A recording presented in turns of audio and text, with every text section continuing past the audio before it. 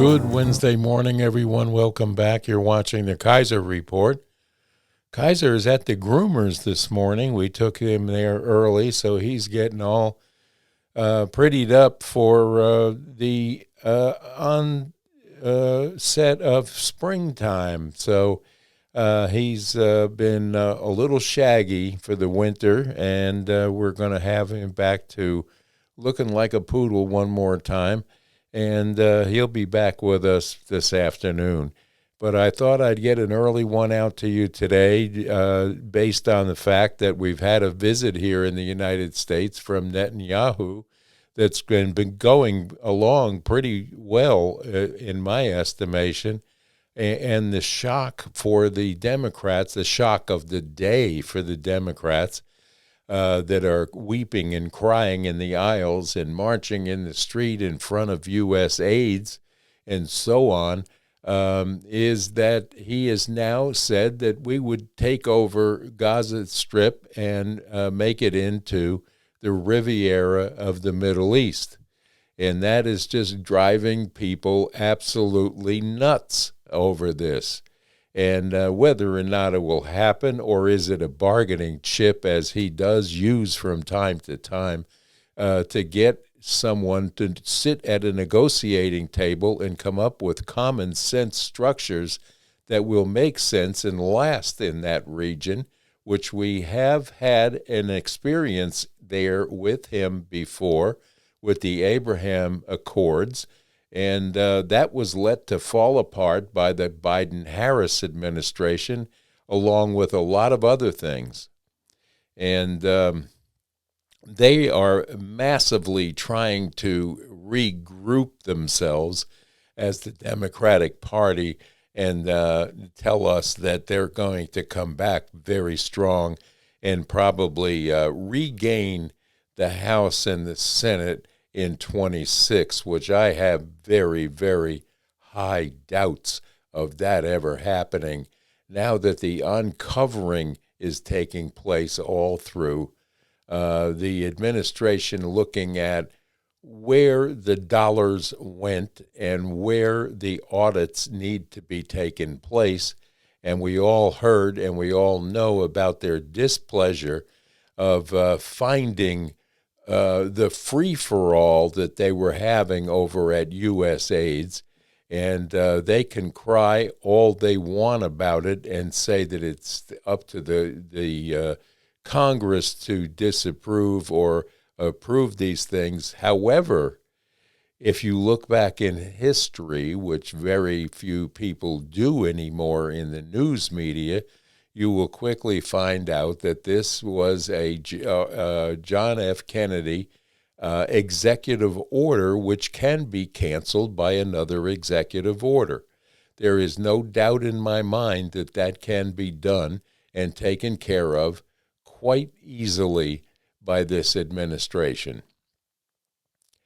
The kickback against Elon Musk is ongoing. However, he is looking into things that needed to be looked into probably decades ago that was let just flourish.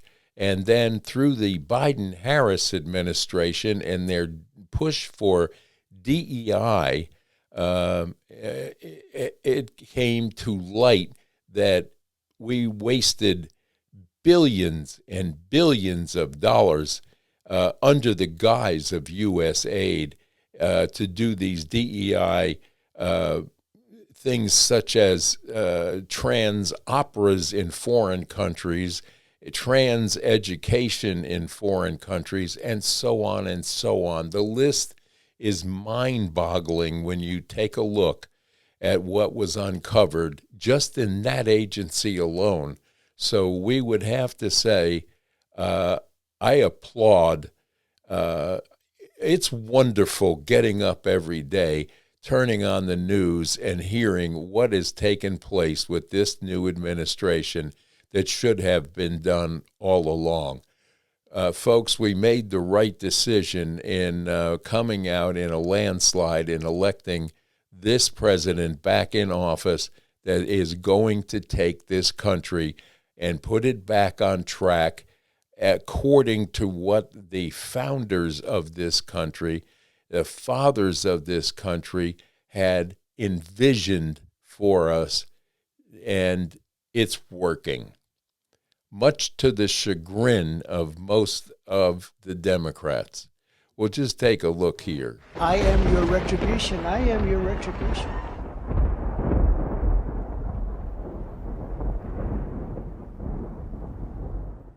Well, it's been run by a bunch of radical lunatics, and we're getting them out.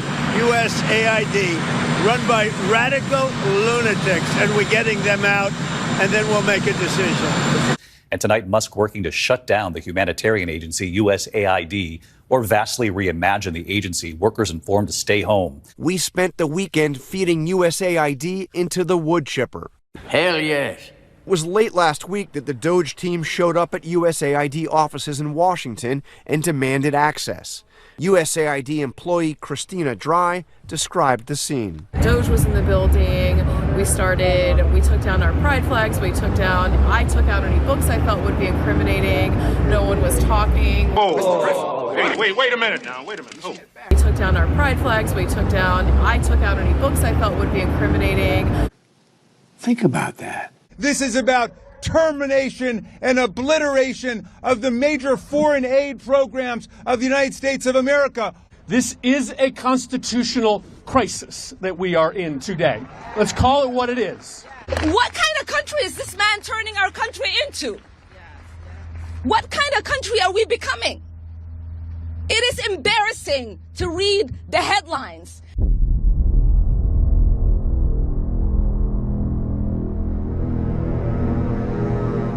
So it's been known for quite a while that Ilhan Omar apparently married her own brother to help him gain entry illegally into the country. That's a violation of immigration law.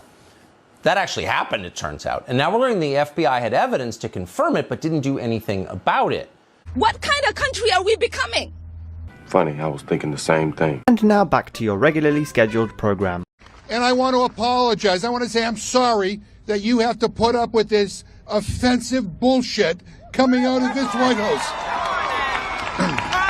We are going to be in your face. We are going to be on your asses. And we are going to make sure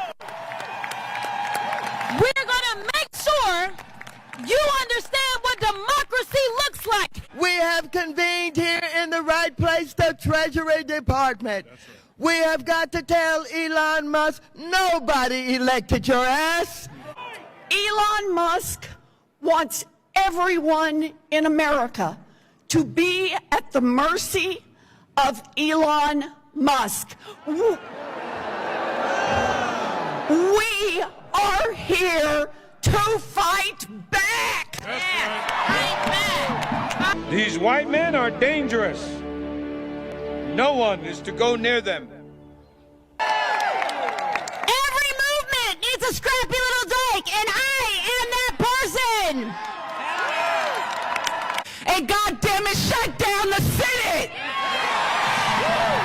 We are at war! Let us in! Let us in! Let us in! Let us in!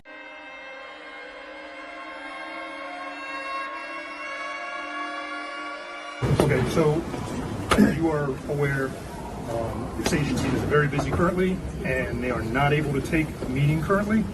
They advise that they will be in contact shortly, and that best to contact the Department of State at this time if you need any further comments. Okay, thank you. All right, thank you guys. I appreciate the time. Thank you. Thank you very much. Yep, we'll see you soon. Okay. Denied.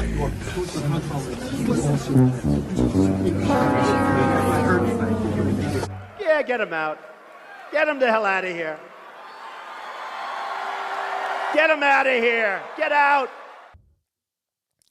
It's unbelievable what they have been getting away with and covering up, and the lack of transparency through the ages that have allowed this to happen to us.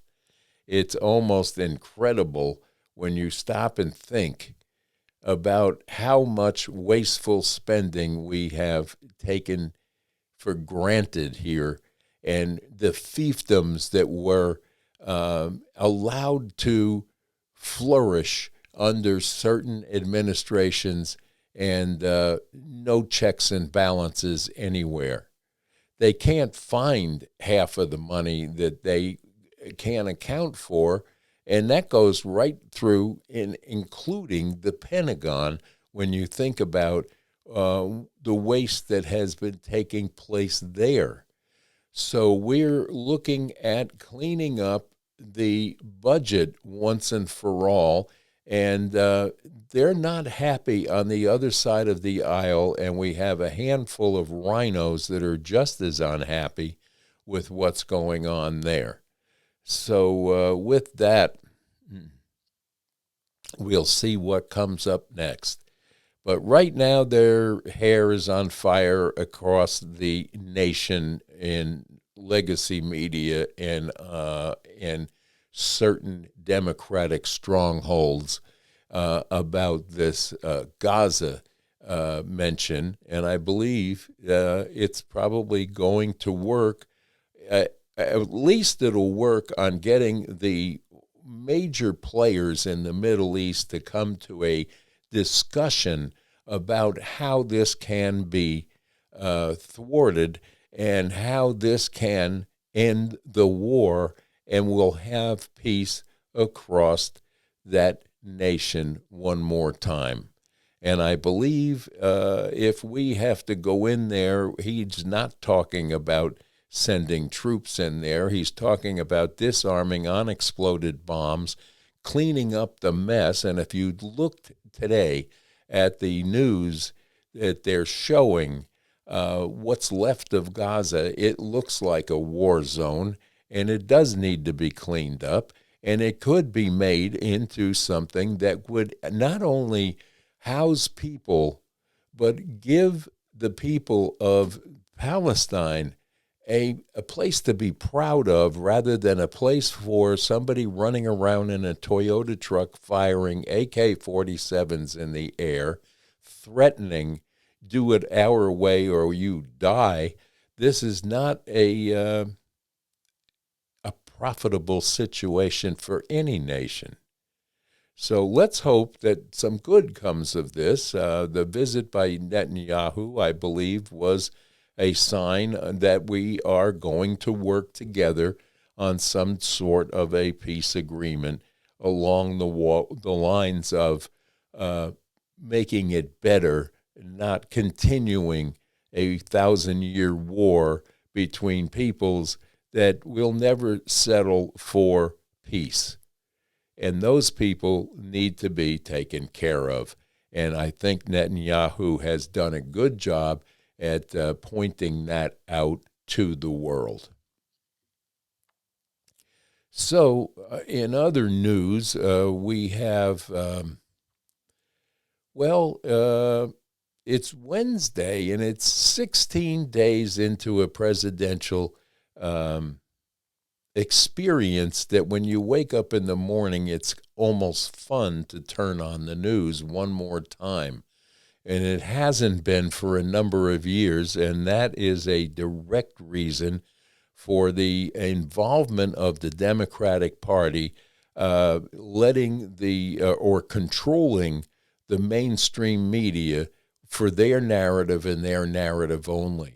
And now they're befuddled because they don't know which way to turn, because every day it's a new situation with our current president, Donald J. Trump, who has a surprise around every corner, and they are good surprises, and they are a common sense look at what's going on, what's needed, and how we can implement a better control of our tax dollars and our nation's wealth and pricing on things that will start to come down. You'll hear the other side say every day that the prices aren't coming down, and he promised the prices will come down. You don't do this in 15 days. It took 4 years to totally try to destroy this country, and now it's coming back, and it's coming back at a rapid pace, and just be patient because it's coming.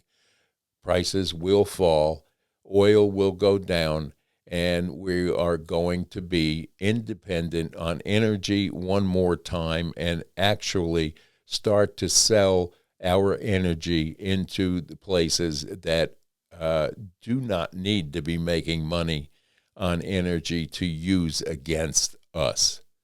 So it's America first for the first time in a long time. And I, for one, am very happy about it every morning that I awake to this presidency. So there's more stuff than ever going on. Just take a look at this. And looking at how they played the hand so far. Jamie Harrison, the chair of the Democrat Party. That's why I'm very confident that Democrats will take back the House in 26. You've got a race to succeed you on Saturday. Who should replace you as DNC chair? Well, I will let the members of the DNC determine that. But the one thing that we're going to hand over a strong Democratic Party. We're going to hand over a strong Democratic Party. Later that same evening. We only have 5 minutes left in this round, so I'm going to, I have a show of hands. How many of you believe that racism and misogyny played a role in Vice President Harris's defeat?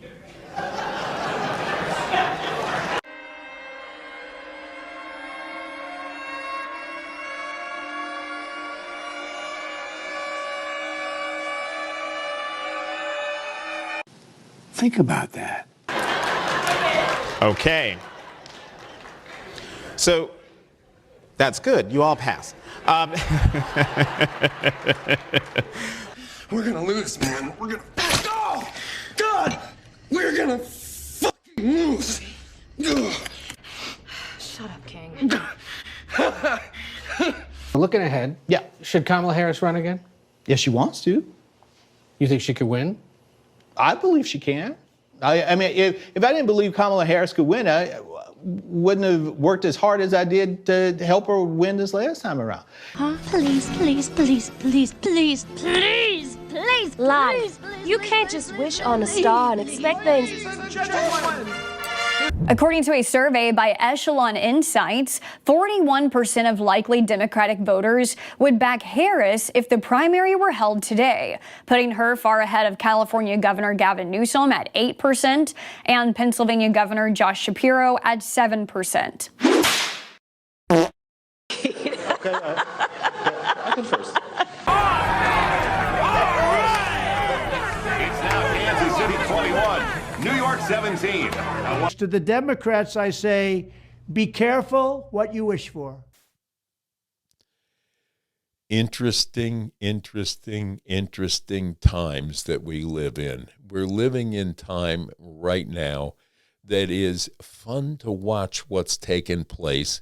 It is not fun to have to clean up the messes that have been let run amok in the Washington, D.C. Realm of fantasy land that they've been living in for a while. The Democratic side of the aisle is nervous at best because there are truths coming out now that had been covered up or hidden from us for the longest time. And they do not know which way to turn. And I love seeing their pleas on MSNBC for their idealistic nonsense that they have tried to perpetrate on the American public is no longer working for them. And they have not come to the fact yet about what millions and millions of Americans voted for in November. They just don't get it. They just don't want to understand that we, the people, have asked for these things to happen. And it may be that Elon Musk is ruffling some feathers, but when you find out, like this young lady has to say, about, having to remove their pride flags and literature from their cabinetry in case they're accused of doing something. That is a direct, an absolute direct admission of guilt in my book, and I think that it's funny at best, and I hope you get some amusement out of these tags that we're putting in here today and the memes that go along with it. We have to find humor. We had to find humor to survive the last 4 years, and it's a smile on faces now that are a little bit more at ease with what's going on in our nation and around the world. And yes, God is back and very prevalent in our country one more time under this administration, and I welcome that, and I pray every day that it will stay in the minds of the people of this nation, unlike the people that are like Ilhan Omar that is out here. This is a person that married her brother to get into this country, and by some stroke of magic, she ends up in our Congress and has nothing good to say about the rest of this country ever. And she sits there in a seat of power that I wonder, in my wildest imaginations, what they were thinking to re-vote her back in to office with the background that we now know that she has. And she, along with the other parts of the squad, are very nervous right now because people are looking into the not so legal things that some of the congressional people have pulled off here, and wonder now why it was allowed to happen. And now that it's coming out and people have to go back to work, how do you have IRS agents working from home? How do you do that? How do you secure someone's Social Security numbers when it's on somebody's home network?